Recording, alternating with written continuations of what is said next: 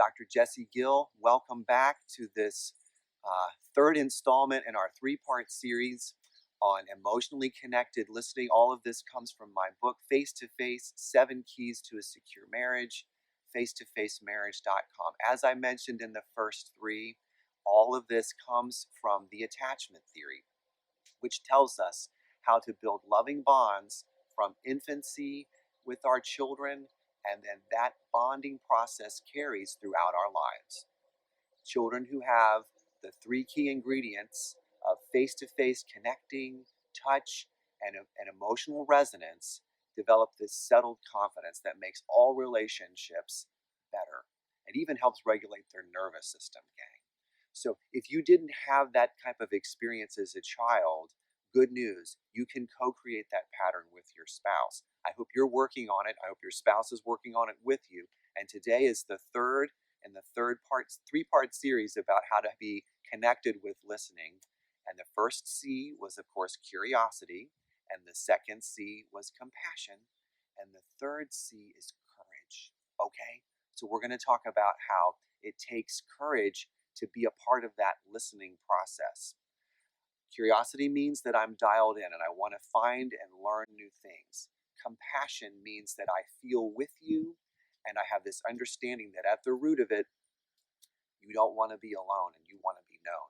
Courage, again, where the rubber meets the road, is that sometimes your spouse is a little bit dysregulated when they come to you. And courage can look something like this.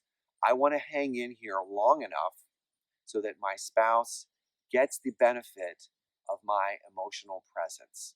And sometimes your spouse, maybe they're doing some of that fight stuff, okay? They're coming at it with intensity. You can learn about that. I think that's in the 2nd chapter of my book.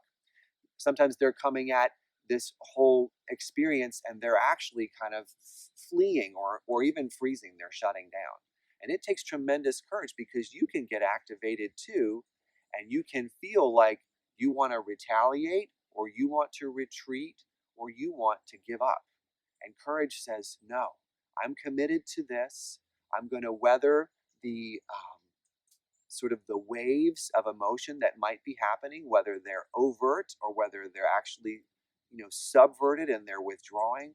And so here's a good posture for you. This is the posture of vulnerability and openness. And when you want to apply courage to that, I think you can kind of feel it in your spine. If you start sort of in the lower vertebrae and you bring it all the way up and you sort of stick your courage to the sticking place, you anchor yourself, you ground yourself, and you say, I am committed. I want to hear this out. I want to weather the waves of emotionality, or even if you're retreating, I'm going to be patient. I'm going to wait.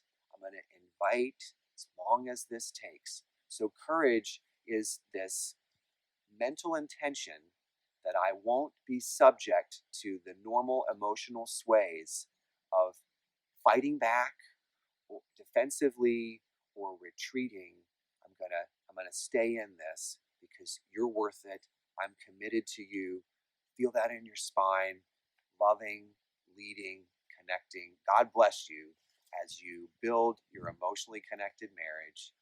Face to Face, 7 Keys to a Secure Marriage.